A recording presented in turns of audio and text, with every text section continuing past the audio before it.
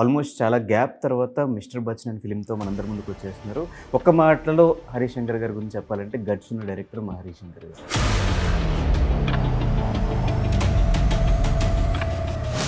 ఈ మీడియాతో ఇష్యూస్ ఏంటి, అసలు ఏం జరుగుతుంది ఏంటి అనేది నాకు పళ్ళున్న చెట్టుగా రాళ్ళ దెబ్బలని.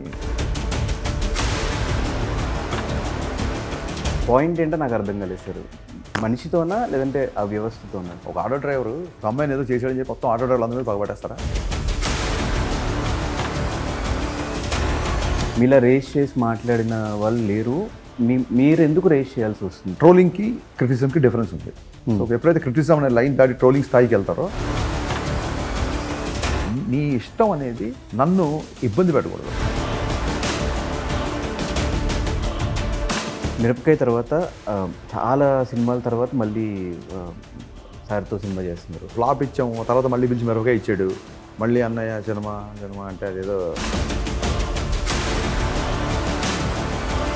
పవన్ కళ్యాణ్ గారి ఫ్యాన్స్ దగ్గర నుంచి ప్రెషర్ ఎక్కువ ఉంటూ ఉంటుంది కదా. ట్రోల్ చేసిన, కామెంట్స్ పెట్టిన, వాళ్ళు అప్రిషియేట్ చేసిన ఎవ్రీథింగ్. చార్మి గారు ఎందుకు అన్ఫాలో చేశారు? అరే మనం ముందు ఏదో చేస్తే మళ్ళీ ఈ సినిమా ఏంటి మాకు మధ్యలో? Your one of the guys I'm looking forward. లైఫ్లో చాలా మంచి పొజిషన్కి వెళ్దాం అనుకుంటున్నాను. మరి నీ ఎయిమ్స్ ఏంటి, నీ గోల్స్ ఏంటి, నువ్వు ఏ డైరెక్షన్లో పనిచేస్తావు అది తెలియదు, కానీ చాలా క్లారిటీ ఉంటుంది, చాలా అట్రాక్టివ్గా ఉంటావు, చాలా జనాల్ని చాలా ఈజీగా హ్యాండిల్ చేస్తావు. So I'm wishing you all the best my boy. Thank you sir, thank you sir. అంటే లాస్ట్ మీరు ఒక మాట చెప్పారు లాస్ట్ మన ఇంటర్వ్యూలో కలిసినప్పుడు, నువ్వు ఎంచుకున్న ఫీల్డ్లో వచ్చావు కాబట్టి నువ్వు సక్సెస్ అయిపోయినట్టే, మిగతాదంతా బోనస్. కరెక్ట్. ఎక్కువ ఆలోచించుకో, హ్యాపీగా లైఫ్ లీడ్ చేయాలి. ఆ ఫిలాసఫీ నేను ఫాలో అవుతాను సార్. హాయ్, హలో, నమస్తే. నేను మీ anchor Dhanush. Welcome to iDream. ఈరోజు మనతో పాటు నా గెస్ట్ హరీష్ శంకర్ గారు. ఆల్మోస్ట్ చాలా గ్యాప్ తర్వాత 'మిస్టర్ బచ్చన్' అనే ఫిలింతో మనందరి ముందుకు వచ్చేస్తున్నారు. ఒక్క మాటలో హరీష్ శంకర్ గారి గురించి చెప్పాలంటే గట్స్ ఉన్న డైరెక్టర్ మా హరీష్ శంకర్ గారు. Sir, hi sir. Thank you so much. మా హరీష్ శంకర్ అన్నా కాబట్టి నేను అక్కడ పడిపోయా, ఫిదా అయిపోయా. అంటే ఆల్మోస్ట్ మనం 5 years బ్యాక్, 5 years అవ్వలేదు, 4 years బ్యాక్, 4కి 5కి మధ్య 1 year థింగ్ అయ్యా. చాలా బిగ్ థింగ్. 1 year అంటే సినిమా అయిపోద్ది. అది అప్పుడు కలిసాము. అంటే అది నా కెరీర్ స్టార్టింగ్. మీరు రిసీవ్ చేసుకున్న విధానము అండ్ మీరు నన్ను కంఫర్ట్ చేసిన విధానము, అక్కడ నేను మీకు కనెక్ట్ అయ్యా. చూడు, నేను మీడియా పట్ల ఇంత ఫ్రెండ్లీగా ఉంటాను, ఇంత కంఫర్ట్ ఇస్తుంటాను, అయినా సరే హరీష్ వర్సెస్ మీడియా అంటారు. ఎలాగ తప్పు కదా? అదే సార్, ఇంత ఫ్రెండ్లీగా ఉంటారు, మధ్యలో ఈ మీడియాతో ఇష్యూస్ ఏంటి, అసలు ఏం జరుగుతుంది ఏంటి అనేది నాకు క్వశ్చన్. దాన్ని ఏమంటారంటే పళ్ళున్న చెట్టుగా రాళ్ళ దెబ్బలని. పడదాం, భరిద్దాం, ఏం చేస్తాం. కానీ ఎక్కడ మీ పాయింట్ ఏంటో నాకు అర్థం కాలేదు సార్. మనిషితోనా లేదంటే ఆ వ్యవస్థతోనా? వ్యవస్థలకి ఎలా తప్పు పడతావు? వ్యవస్థలకి ఆన్సరబుల్ ఎవరు ఉంటారు? వ్యవస్థను తప్పు పడదామా? ఒక ఆటో డ్రైవరు ఒక అమ్మాయిని ఏదో చేసాడని చెప్పి మొత్తం ఆటో డ్రైవర్లు అందరూ పగబట్టేస్తారా? అలా చేయకూడదు కదా. It's always individual. బట్ నేనున్న ఈ 5 years నేను అబ్జర్వ్ చేస్తున్న మీడియాలో ఆల్మోస్ట్ సెలబ్రిటీస్ అందరూ కూడా ఒక మాట మాట్లాడాలన్నా, ఒక పాయింట్ రేస్ చేయాలన్నా కూడా కొంచెం ఇబ్బంది. మనకెందుకు, మన పని మనం చేసుకుంటూ వెళ్ళిపోతుంది. మన సినిమా రిలీజ్ అయిందా, హిట్ అయిందా, ఓకే, ఫ్లాప్ అయిందా, ఇంకో సినిమా చేసుకుందాం, ఈ పాయింట్లో ఉన్నారు. కానీ ఎక్కడ మీలా రేస్ చేసి మాట్లాడిన వాళ్ళు లేరు. మీరు ఎందుకు రేస్ చేయాల్సి వస్తుంది ప్రతి టాపిక్? అంటే ఎందుకు రేస్ చేయకూడదు? నా క్వశ్చన్ ఏంటంటే, నిన్న అడగట్లా, మామూలుగా చెప్తాను, ఎందుకు రేస్ చేయకూడదు? నేను రోడ్డు మీద ఏదన్నా ట్రాఫిక్ జామ్ అయితేనో, లేకపోతే ఏదన్నా అక్కడ జిహెచ్ఎంసీ ప్రాబ్లం ఉంటేనో, అది నేను నా ఇండస్ట్రీ కాదు, నా ఇండస్ట్రీ సమస్య కాదని చెప్పి నేను ఎప్పుడూ వదిలేదే. ఒక platform, technology develops, technology should contribute to the growth of a society. ఒక మంచి టెక్నాలజీ డెవలప్మెంట్ అది మానవాళి యొక్క అభివృద్ధికి ఉపయోగపడాలి. ఓకే, సో నేను ట్విట్టర్ హ్యాండిల్ అలా యూజ్ చేస్తాను. అట్ ద సేమ్ టైం ట్రోలింగ్కి క్రిటిసిజంకి డిఫరెన్స్ ఉంది. సో ఎప్పుడైతే క్రిటిసిజం అనే లైన్ దాటి ట్రోలింగ్ స్థాయికి వెళ్తారో అప్పుడే నేను మాట్లాడదా. ఇప్పుడు నువ్వే చెప్పావు చాలా ఫ్రెండ్లీగా నేను చేసుకున్నాను. ఎంతమంది నేను ఆ మాట్లాడిన 2-3 కాకుండా మిగతా వీడియో ఏదైనా ఒకటి చూపించండి. హరీష్ శంకర్ పలానా జర్నలిస్ట్ని పలానా మాట్లాడాను కానీ, లేకపోతే వాళ్ళని ఇలా కార్నర్ చేసాడు కానీ చూపించండి వేరేది. సో న్యూటన్స్ థర్డ్ లా ప్రకారం మీ యాక్షన్ తాలూకు రియాక్షన్ ఉంటుంది తప్ప నా ఎవరి మీద పర్సనల్గా ఉండదు. మళ్ళీ ఒక 100 ఇంటర్వ్యూలు చెప్పా, మళ్ళీ చెప్తున్నా, నా సక్సెస్లో సినీ హీరోలు, సినీ నిర్మాతలతో పాటు సినీ జర్నలిస్టుల యొక్క క్రెడిట్ చాలా ఉంది. ఐ బో టు దేర్ వర్క్. నా సినిమాని జనాల దగ్గర తీసుకెళ్ళడంలో ప్రతి పాత్రికేయుడికి నా సక్సెస్లో క్రెడిట్. అంటే బయట పోర్ట్రే అయ్యేది మీడియాకి హరీష్ శంకర్ గారి యాంటీ ఏమో అని పోర్ట్రే అవుతుంది. అంటే మీ దృష్టిలో మీడియా అంటే ఎలా ఉండాలి అనుకుంటున్నారు? లైక్ తప్పండి. నేను అనేది ఏంటంటే, వాళ్ళు ఇలా ఇప్పుడు ఈ ప్రాబ్లం అదే. సోషల్ మీడియా వచ్చిన తర్వాత నువ్వు నాకు నచ్చినట్టు ఉండట్లేదు అనే ఒకటి, ఎవరు ఇష్టం వచ్చిన వాళ్ళు ఉంటారు. నీ ఇష్టం అనేది నన్ను ఇబ్బంది పెట్టకూడదు. ఇప్పుడు ఒక సినిమా బాగాలేని రివ్యూ రాస్తే నువ్వు ఇబ్బంది పడతావంటే అది కాదు. నువ్వు కంటెంట్ని విమర్శించిన కాలం నేనేం మాట్లాడను. నా సినిమాలకి జీబీ గారు కానీ ఇంకోళ్ళు కానీ ఎప్పుడు ఏం గ్రేట్ రివ్యూస్ ఎప్పుడు ఇవ్వలేదు. వాళ్ళతో ఎప్పుడు నాకు సున్నం లేదే, అస్సలు లేదే, ఉండదు. అసలు మనం ఇంత డిస్కషన్ కూడా చేసుకోవద్దు. All thing is on the YouTube. నేను మాట్లాడిన వాళ్ళు ఎవరు అనేది మీకు తెలుసు క్లియర్గా. So how it goes. Yes, okay sir. So coming to mister Bachchan, అంటే మీ రీమేక్స్లో నాకు బాగా ఇష్టం, లాస్ట్ టైం చెప్పా గబ్బర్ సింగ్. నేను దబాంగ్ చూసినప్పుడు నాకు అంత కిక్ ఫ్యాక్టర్ రాలేదు, కానీ గబ్బర్ సింగ్ చూసిన తర్వాత అసలు దానికి దీనికి సంబంధం లేకుండా మీ స్థాయిలో మీరు కమర్షియల్ ఎలిమెంట్స్ అంతా యాడ్ చేసిన విధానం నాకు బాగా నచ్చింది. సో ఇందులో రైడ్కి దీనికి ఏ డిఫరెన్సెస్ మీరు చూపించబోతున్నారు? అలాగే ఉంటుంది. దబంగ్కి గబ్బర్ సింగ్ ఎంత డిఫరెన్స్ ఉందో రైడ్కి మిస్టర్ బచ్చన్కి అంతే డిఫరెన్స్ ఉంటుంది. That much I can assure. So ఏమేమి చేంజెస్ చేశారు మాకు రైడ్ కంటే దీనికి? చూడాలి చేంజెస్. బేసిక్ ఇందులో హైలైట్స్ ఏంటంటే 90s బ్యాక్డ్రాప్, అది చాలా ఇంట్రెస్టింగ్గా ఉంటుంది. రవితేజ గారి క్యారెక్టర్ సినిమాలో ఆనెస్టీ ఈజ్ ద హీరో, అది చాలా బాగుంటుంది. కొత్త అమ్మాయిని ఎందుకు పెట్టామంటే గ్లామర్ చూపిద్దాం అనుకుంటుంది కాదు. ఏ హీరోయిన్ పెట్టినా ఆవిడ తాలూకు ప్రీవియస్ సినిమాలన్నీ గుర్తొస్తుంది. 90sలో ఒక వీధిలో ఒక అమ్మాయి ఇలా ఉండేదేమో అని ఒక ఫీలింగ్ రావాలి సినిమా చూసిన వాళ్ళకి. ఆ టైంలో ఒక అమ్మాయి అలా లంగావణి వేసుకుని ఆ వీధులు అలా తిరిగేదేమో. అప్పుడు ఆడియన్స్ ఇప్పటివరకు చూడని ఫేస్ చూడాలని నా యొక్క ఫీలింగ్. సార్ రీమేక్స్ మీ దగ్గరికి వస్తే మీరు రీమేక్ని సెలెక్ట్ చేసుకుంటారు అంటే రైడ్ రెండు జరుగుతుంటాయి. గబ్బర్ సింగ్ నా దగ్గరికి వచ్చింది, మిస్టర్ బచ్చన్ నేను సెలెక్ట్ చేసుకున్నాను. ఓకే, ఎందుకు నచ్చింది మీకు రైడ్ అనే సబ్జెక్ట్? ఎందుకు నచ్చింది? అదే చెప్తున్నాను, నాకు అజయ్ దేవగన్ గారు అంటే చాలా ఇష్టం. I have a huge respect towards Ajay Devgan sir. Love to do a film with him in future. So he's like Amay Patnaik characterisation is like extraordinary.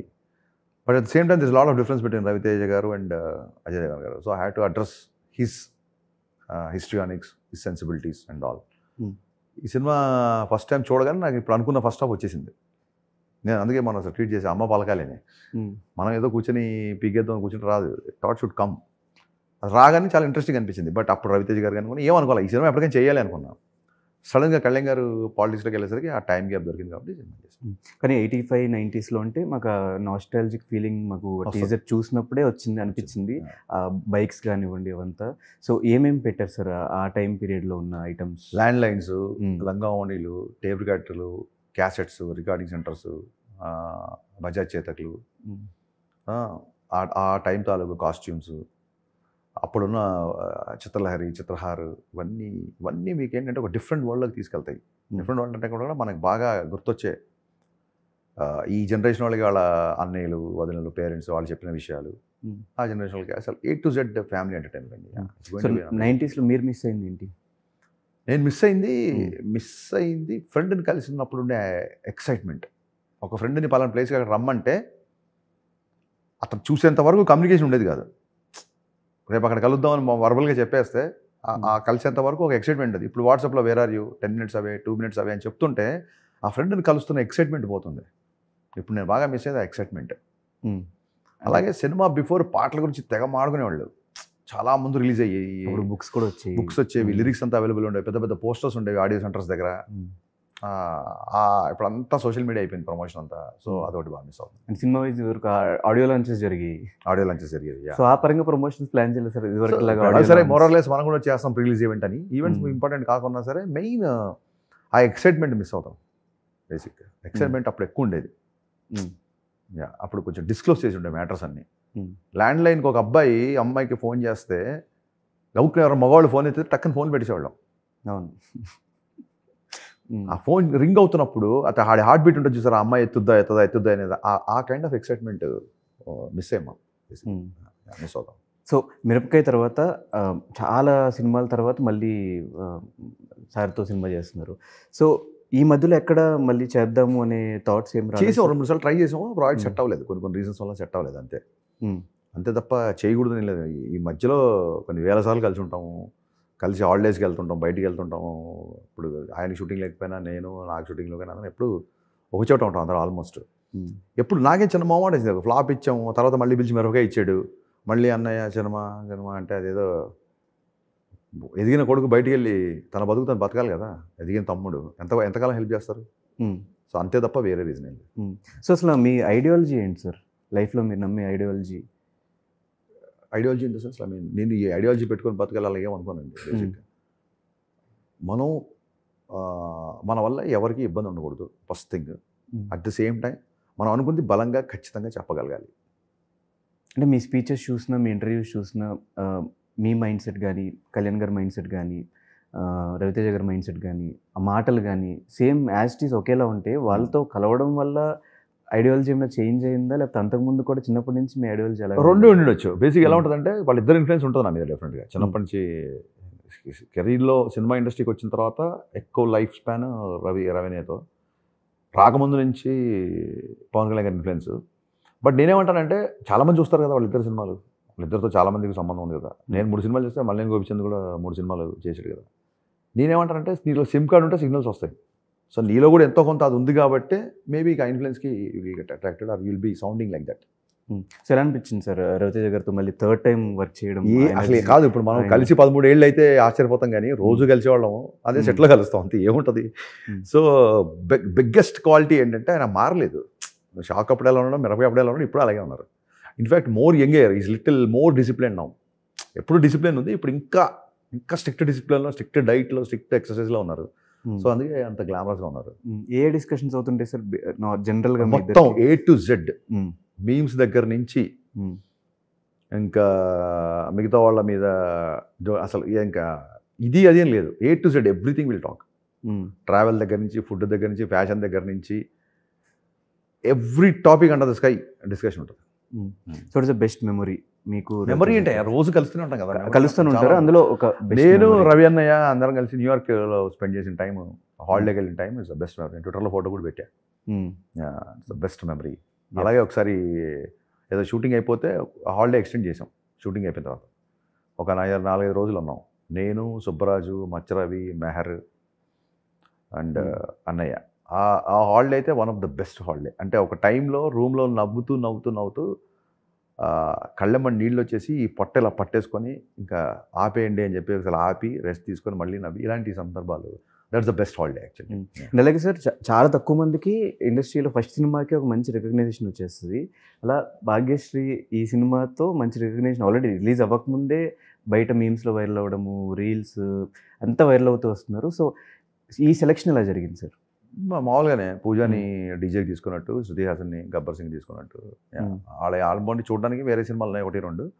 ఈ అమ్మాయిని చూడగానే ఈ క్యారెక్టర్ చాలా బాగుంటుంది అనిపించింది. ఎలా సార్ మీకు అనిపిస్తుందా వీళ్ళని చూస్తే వీళ్ళు రేపు పొద్దున్న స్టార్ హీరోయిన్ అవుతారు, పెద్ద స్థాయికి వెళ్ళిపోతారు? కాదండి, స్టార్ హీరోయిన్ అవుతారు, వీళ్ళని స్టార్ చేయాలన్న పని కట్టుకుని ఎవరు చేయరండి. నా సినిమాకి ఈ అమ్మాయి పర్ఫెక్ట్, ఈ కథకి పర్ఫెక్ట్. ఈ అమ్మాయి తర్వాత స్టార్ అయినా అవ్వకపోయినా ఒక అయితే మంచిది, అవ్వకపోయినా నా ప్రాబ్లం కాదు. నాకు ఈ కథకి పర్ఫెక్ట్ అనుకున్నప్పుడు get it on the board. వాళ్ళు అలాగా వరుసగా స్టార్స్ అయ్యారు కాబట్టి మీకు అలా అనిపిస్తుంటుంది. Maybe I have an I for heroine. And చాలా సందర్భాల్లో ట్విట్టర్లో కూడా పవన్ కళ్యాణ్ గారి ఫ్యాన్స్ దగ్గర నుంచి ప్రెషర్ ఎక్కువ ఉంటూ ఉంటుంది కదా సార్.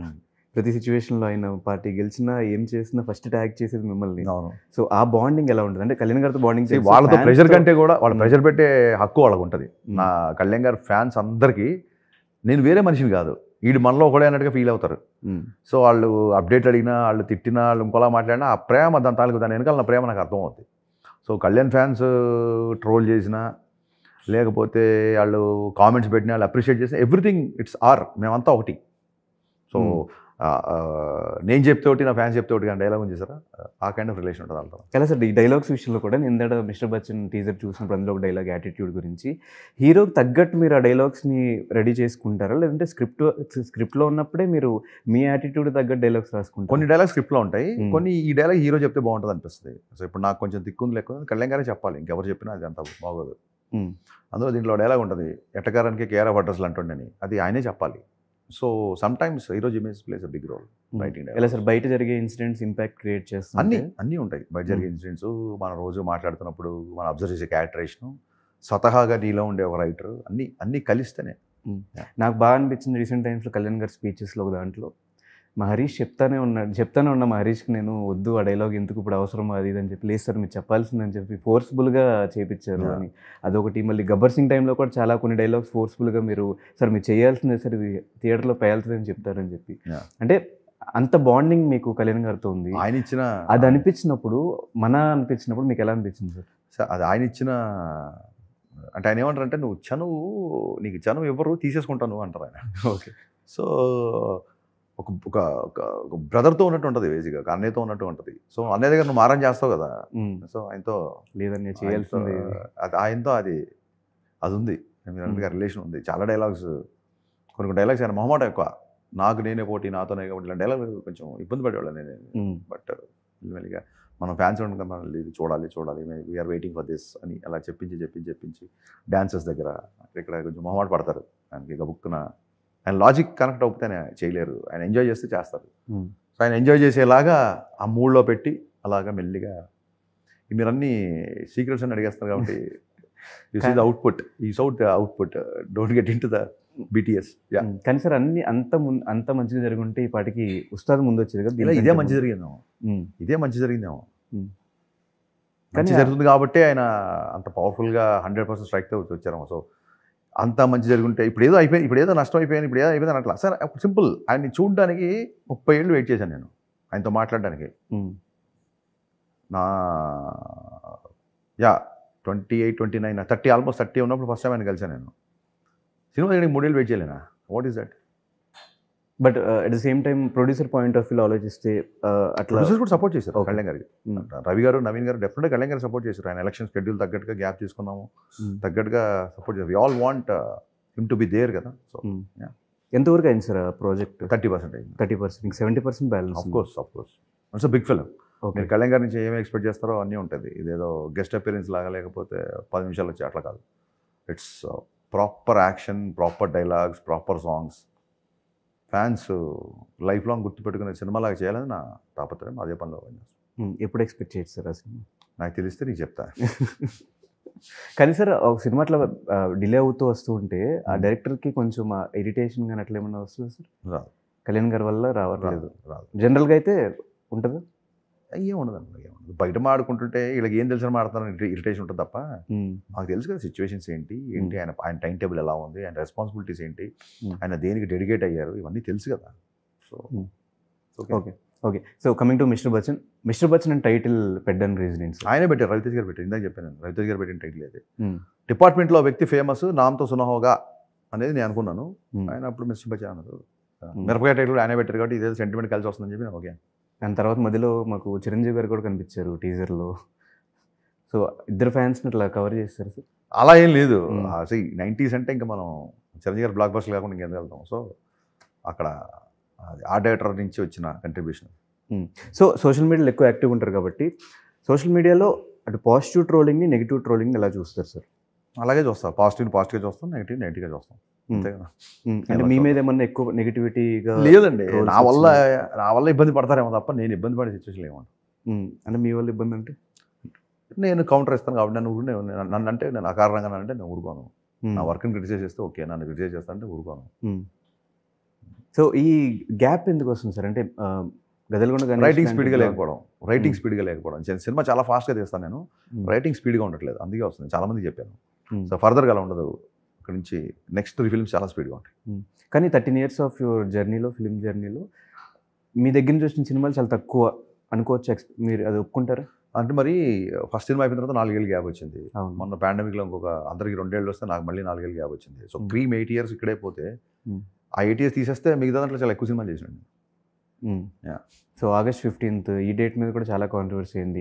కాంట్రవర్సీ ఏం లేదు. ఇన్నర్గా మీకేం జరిగింది తెలియదు, కానీ బయట మా అందరికీ తెలిసింది గురువు గారితో పోటీకి వెళ్తున్నారు.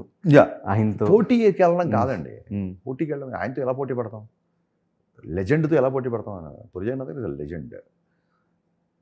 కొన్ని ఓటీటీ కన్సర్న్స్, కొన్ని ఫైనాన్షియల్ కన్సర్న్స్ ఉన్నాయి సినిమాకి. సో మాకు ఆ డేటే రావాలి ఖచ్చితంగా, ఇంకా లేకపోతే మాకు వేరే ఆప్షన్ లేదు. మళ్ళీ వేరే సినిమాలు అన్నీ ఉన్నాయి. సో ఆ రకంగా తప్ప నాకు ఈ లెఫ్ట్ హ్యాండ్ ఒక 1 week నుంచి ఇక్కడ విపరీతమైన పెయిన్ వస్తుంది. ఇక్కడ నుంచి ఇక్కడ వరకు ఇలా రేడియంట్ అవుతుంది పెయిన్. ఫిజియో చేయించుకోవడానికి టైం లేదు. 14వ తారీఖు ఈవినింగ్ ప్రీమియర్స్ పెట్టుకొని 4వ తారీఖు వరకు నేను షూటింగ్ చేస్తున్నాను.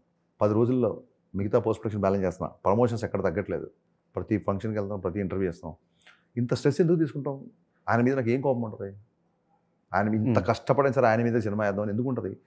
It is unavoidable. కొన్నిసార్లు అన్అవాయిడబుల్గా ఉంటాయి సిచ్యువేషన్స్. అది ఇండస్ట్రీలో ఉన్న అందరికీ తెలుసు, ఆయనకి తెలుసు. బయట ఊరికే మీడియా చేసి ఆడవడు తప్ప August 15th అనే డేట్ మంచి date. It can handle couple of films, number of theatres ఉన్నాయి, డెఫినెట్గా సరిపోతుంది.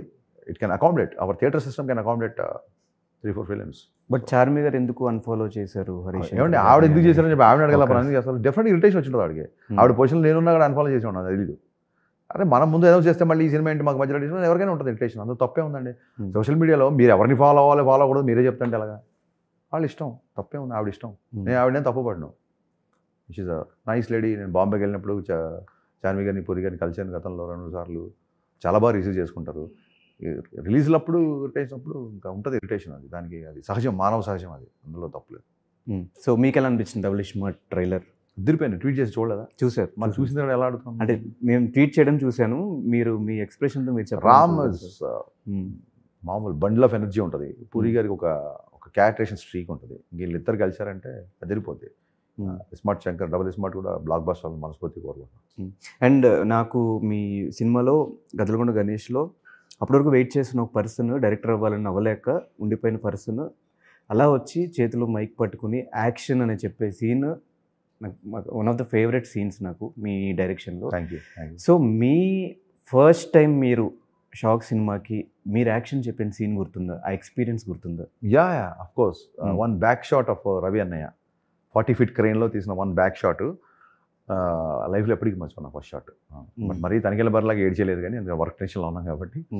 బట్ దట్స్ ఆ షాట్ నాకు ఇప్పటికీ గుర్తుంది. అమీర్పేట దగ్గర ఒక అపార్ట్మెంట్లో తీసాము. బట్ అంతకంటే ముందే మా గురుగారు రవిరాజ్ శెట్టి గారు ఏమైనా బ్యాలెన్స్ షాట్లు ఉంటే ఆయన క్లోజప్పే కదా, ఇది క్రౌడ్ షాట్ కదా తీసేయి అని చెప్పేవాళ్ళు. సో యాక్షన్ అంతకుముందు చాలాసార్లు చెప్పాము. బట్ యాజ్ డైరెక్టర్గా మన సినిమాకి మనం చెప్పడం అనేది ఇట్స్ గ్రేట్ ఫీలింగ్. సో మీలో డైరెక్టర్తో పాటు యాక్టింగ్ ఎబిలిటీస్ కూడా ఉన్నాయి అనేది నా ఒపీనియన్. నేను ఒకసారి మీరు అనిల్ రావుపూడి గారు కలిసి ఒక స్కిట్ చేసినప్పుడు చాలా న్యాచురల్గా అనిపించింది మీ ఇద్దరు ఆ స్కిట్లో యాక్ట్ చేసినప్పుడు. ఫ్యూచర్లో ఎప్పుడైనా సినిమాల్లో యాక్టింగ్ ఏదైనా ఒక ఇంపార్టెంట్ రోల్లో కనిపించే ఛాన్సెస్ ఏమైనా ఉన్నాయా? మంచి డైరెక్టర్ అయ్యి సినిమా తీస్తే పిలువు వచ్చి ఆడిషన్ చేసి. లేదు సార్, మీ డైరెక్షన్లో మీరు ఏమన్నా? నా డైరెక్షన్లో నేను 2 days పనిలో ఉంటుంది, స్ట్రెస్ అయిపోతుంది. ఎవరన్నా డైరెక్టర్లు పిలిచి ఈ క్యారెక్టర్ మీరు బాగుంటారండి అంటే ఖచ్చితంగా ఆడిషన్కి వెళ్తాను. Why not? సినిమాకి సంబంధించిన ఏదైనా ఇష్టమే నాకు. ఆఫ్టర్ డైరెక్షన్ ముందు కూడా ఒక అరొకర సినిమాల్లో చిన్న చిన్న క్యారెక్టర్స్ అక్కడక్కడ కనిపిస్తాయి. అప్పుడు అసిస్టెంట్ డైరెక్టర్ ఉన్నప్పుడు ఆ బాధ్యతలు మన మీదే ఉంటాయి కాబట్టి ఎవరు దొరకకపోతే నేనే చేశాను అన్న సందర్భాలు చేశాను తప్ప it's not keen on it. So ఇంకొద్దరు ఇంకా డైరెక్షన్ మీరు కంప్లీట్గా. So what is your dream project or dream film అంటే ఎవరితో? ఎస్ఆర్కే చేయాలని డ్రీమ్స్ చెప్పడం తప్పే ఉంది, అవుతుంది అవ్వకపోతుంది అది వేరే విషయం. మన డైరెక్టర్ అండ్ మీది చిరంజీవి గారి కాంబినేషన్ ఏదన్నా అవుట్ అండ్ అవుట్ ఎంటర్టైన్మెంట్ అది మోర్ దెన్ డ్రీమ్ ఫినిష్ అయ్యే స్టేజ్కి వచ్చిందండి. అది బహుశా జరగవచ్చు. బట్ అది అన్ని కన్ఫర్మ్ అవ్వకుండా చెప్తే అది ఏదో గొప్పలు చెప్పినట్టు ఫేక్ చేసి ఉంటుంది. It will happen. సో మీరు సక్సెస్ అండ్ ఫెయిల్యూర్ని ఎలా చూస్తారు సార్? సక్సెస్ లాగా ఫెయిల్యూర్ అంటే న్యూట్రల్ కాదు, జనరల్గా అంత స్థితప్రజ్ఞ దాన్ని ట్రై చేస్తాం.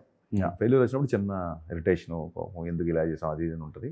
సక్సెస్ వచ్చినప్పుడు డెఫినెట్గా ఎంజాయ్ చేస్తాం.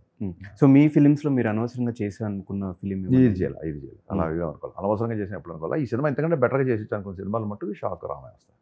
షాక్ అండ్ రామయ్య వస్తాయి. సో రామయ్య వస్తాయికి కూడా భయంకరమైన ఎక్స్పెక్టేషన్స్ ఉన్నాయి కదా సార్. గబ్బర్ సింగ్ తర్వాత కదా, పైగా యంగ్ టైగర్ ఉంటాయి కదా. ఎస్. సో ఫైనల్గా మిస్టర్ బచ్చన్ అనే ఫిలిం ఆల్మోస్ట్ అందరం వెయిట్ చేస్తున్నాం ఆగస్ట్ 15th. నేను ఎందుకు వెయిట్ చేస్తున్నా అంటే రీమేక్ని మీరు ఎలా తీయబోతున్నారు, ఎంత గ్రాండ్గా మాకు చూపించబోతుంది, ఎంత డిఫరెంట్గా ఉండబోతుంది అని చెప్పి నేను రైడ్ ఫిలిం కూడా ఇంకా చూడలేదు. ఇది చూసిన తర్వాత మీరు చూస్తేనే నాకు చాలా ఆనందం. మీరు రైడ్ చూస్తేనే అరే ఈ సినిమాని ఇంత మార్చారా అని అర్థమయ్యి కొంచెం మీ దృష్టిలో నాకు కాస్త రెస్పెక్ట్ పెడుతుంది నా కోరిక. ఓకే. సో ఇది చూడకపోతే ఏమో అందులో ఉంది కాబట్టి ఇందులో తీసేయడం అనుకుంటారు. దయచేసి రైడ్ సినిమా చూడండి. అందరికీ చెప్తున్నాను కెమెరా, దయచేసి మీరు రైడ్ సినిమా చూడండి, ఆ తర్వాత మిస్టర్ బచ్చన్ చూడండి, లేదా మిస్టర్ బచ్చన్ చూడండి ఆ తర్వాత రైడ్ చూడండి. Thank you so much sir మాకు ఈ టైం ఇచ్చినందుకు. డెఫినెట్గా ఈ ఫిలిం నుంచి I always enjoy your interview, I like your energy. Thank you. Your one of the guys I am looking forward. లైఫ్లో చాలా మంచి పొజిషన్కి వెళ్దాం అనుకుంటున్నాను. మరి ఎయిమ్స్ ఏంటి, నీ గోల్స్ ఏంటి, నువ్వు ఏ డైరెక్షన్లో పనిచేస్తావు అది తెలియదు కానీ చాలా క్లారిటీ ఉంటుంది, చాలా అట్రాక్టివ్గా ఉంటావు, చాలా జనాల్ని చాలా ఈజీగా హ్యాండిల్ చేస్తావు. So I wishing you all the best my boy. Thank you sir. అంటే లాస్ట్ టైం మీరు ఒక మాట చెప్పారు లాస్ట్ టైం మన ఇంటర్వ్యూలో కలిసినప్పుడు, నువ్వు ఎంచుకున్న ఫీల్డ్లో వచ్చావు కాబట్టి నువ్వు సక్సెస్ అయిపోయినట్టే, మిగతాదంతా బోనస్. కరెక్ట్. ఎక్కువ ఆలోచించుకో, హ్యాపీగా లైఫ్ని లీడ్ చేయాలి. ఆ ఫిలాసఫీ నేను ఫాలో అవుతాను sir. Thank you sir. Thank you Dhanesh. Thank you sir. All the best. Done sir. Thank you.